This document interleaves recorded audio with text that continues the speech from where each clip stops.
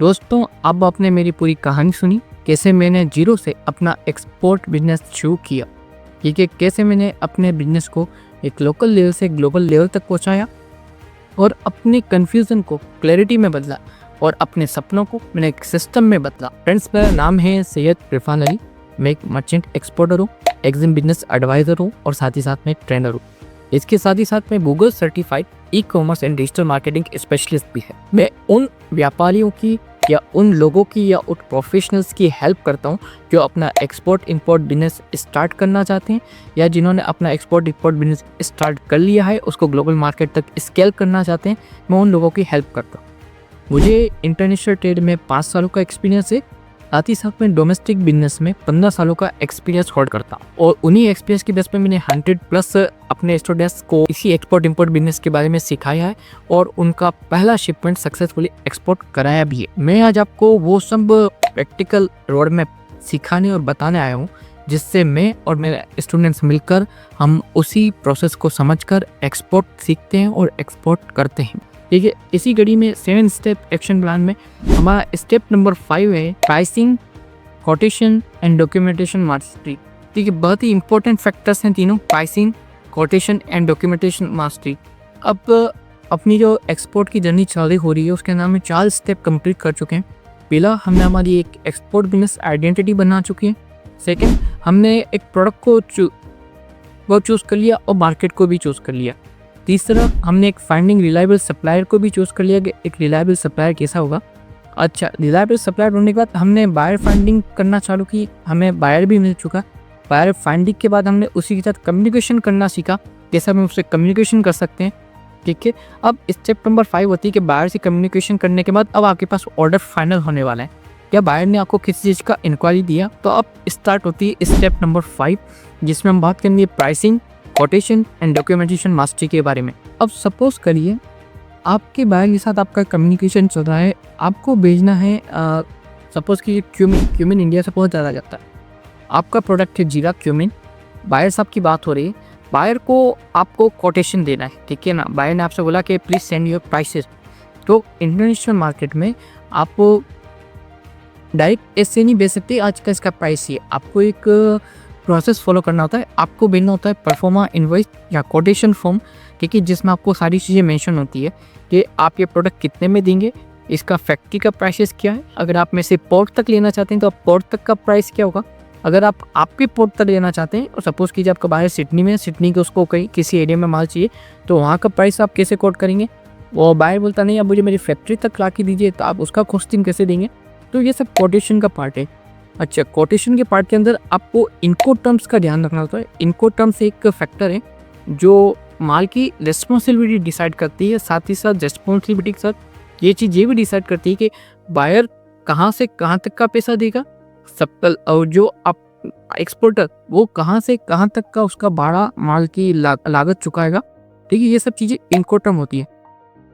अलग अलग टाइप की इनको टर्म्स होती है, EXW होती है, उसके बाद FOB आएगा, CIF आएगा, अलग अलग टाइप का है। मैं अपनी मास्टर क्लासेस अपने ट्रेनिंग प्रोग्राम में सारी चीज़ों को एक चीज़ को डिटेल में समझाता हूँ। ठीक है, अब बात आती है कोटेशन।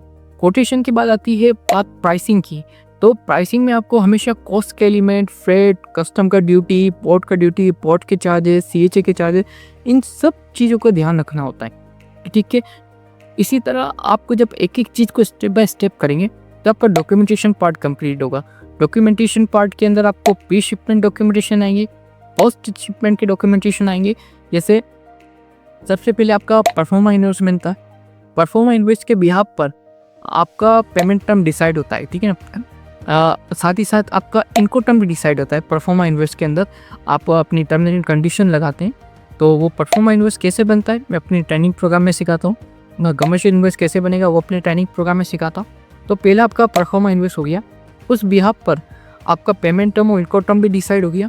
इनको टर्म जिस तरह आप माल भेजेंगे आपके बायर को वो चीज़ें बताता है। पेमेंट टर्म आप बायर से किस तरह पैसा लेंगे, आप LC पे लेंगे, आप डॉक्यूमेंट अगेंस्ट पेमेंट लेंगे, आप एडवांस लेंगे या ओपन अकाउंट पे लेंगे, आप TDC लेंगे, किस तरह पेमेंट मोड होगा, ये सब चीज़ें आपको परफॉर्मा इनवॉइस में अपने आप को अपने बायर को बतानी होती है। देन अगर वो परफॉर्मर इन्वेस को एक्सेप्ट करता है, आपको कुछ अमाउंट पैसे भेजता है या आपको एडवांस देता है या आपकी जो भी पेमेंट टर्म रही हो एक्सेप्ट होता है, तो उस बिहाफ पे अब बनता है कमर्शियल इन्वॉइस। कमर्शियल इन्वॉइस हमेशा माल के साथ जाता है। तो ये सारे आपके प्री शिपमेंट के डॉक्यूमेंटेशन होंगे, पोस्ट शिपमेंट डॉक्यूमेंटेशन होंगे, कंप्लीट सेट होता है इस चीज़ का। एंड जब आपका माल पोर्ट पे चला जाएगा तो बिल ऑफ लेडिंग मिलेगा। आप सीएचओ को जब माल हैंड ओवर करेंगे तो आपके लिए शिपिंग बिल निकालेगा, वो आइसगेट की वेबसाइट से निकलता है। आपका सप्लायर आपको जीएसटी देगा। आप एलयूटी फॉर्म भरेंगे, लेटर ऑफ अंडरटेकिंग, जिससे गवर्नमेंट आपसे जीएसटी नहीं देगी। लेकिन एक various type of documentation sets होते हैं इसके अंदर, एक्सपोर्ट बिजनेस के अंदर। पर अब इस पॉइंट पे मैं आपको चीज़ बताना चाहता हूँ, घबराइए मत। मैं भी आपकी तरह एक पॉइंट पर था, मुझे इतने डॉक्यूमेंटेशन देख के मेरा सर चकराने लग जाता कि कौन सा डॉक्यूमेंट कौन बनाएगा, कैसे बनाएगा, मुझे क्या करना होगा। इतने सारे सवाल और इतने सारे जवाब थे। पर आपको घबराना नहीं है, क्योंकि मैं आपकी हेल्प के लिए यहाँ बैठा हूँ। मैं मेरे ट्रेनिंग प्रोग्राम एंड कोर्सेस में कम्प्लीटली सिखाता हूँ अपने लर्नर को कि प्री शिपमेंट के डॉक्यूमेंटेशन कौन से होते हैं, पोस्ट शिपमेंट के डॉक्यूमेंटेशन कौन से होते हैं। जब आए आपसे कोटेशन मांगे तो आपको कैसे कम्युनिकेशन करना है, आपको परफॉर्मा इनवॉइस कैसे बनाकर भेजना है, आपको कॉस्टिंग कैसे निकालनी है। इसी तरह मैं आपको पोस्ट शिपमेंट डॉक्यूमेंटेशन के बारे में भी बताता हूँ। ये पोस्ट शिपमेंट डॉक्यूमेंटेशन कौन से होते हैं, बिल ऑफ लेडिंग कैसे निकलेगा, आपकी इनवर्ड रेमिटेंस जो बैंक से आएगी वो कैसे आएगी। इन सब चीज़ों को हम डिटेल में हमारे ट्रेनिंग प्रोग्राम एंड कोर्सेस में एक कम्प्लीटली अंडरस्टैंडिंग के साथ सीखते हैं। एक बात आप हमेशा याद रखिएगा कि डॉक्यूमेंटेशन कभी भी कॉम्प्लिकेटेड नहीं होनी चाहिए, ये हमेशा एक ऑर्गेनाइज वे में होनी चाहिए। अगर ये कॉम्प्लिकेटेड हुए तो आपका टाइम ऐसे ही वेस्ट हो जाएगा इसको सुलझाने नहीं, लेकिन अगर ये ऑर्गेनाइज हुए तो हर काम आपका फ्लोलेस चलेगा।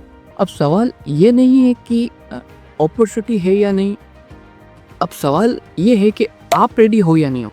क्योंकि जब दुनिया मेड इन इंडिया प्रोडक्ट की ओर खरीद रही है, मेड इन इंडिया प्रोडक्ट की ओर देख रही है, तो आप अपनी कहानी, अपना एक्सपोर्ट इंपोर्ट बिजनेस बनाना चाहते हो, स्टार्ट करना चाहते हो या नहीं, ये अब सवाल है। तो जब आप इस मास्टर क्लास में अब यहाँ तक पहुँच चुके हो, ठीक है, और अब आपने एक्सपोर्ट इंपोर्ट बिजनेस की अपॉर्चुनिटी को भी देख लिया, कितनी बड़ा स्कोप, कितनी बड़ी अपॉर्चुनिटी आपके लिए वेट कर रही है, तो टाइम है एक्सपोर्ट इंपोर्ट बिजनेस स्टार्ट करने का।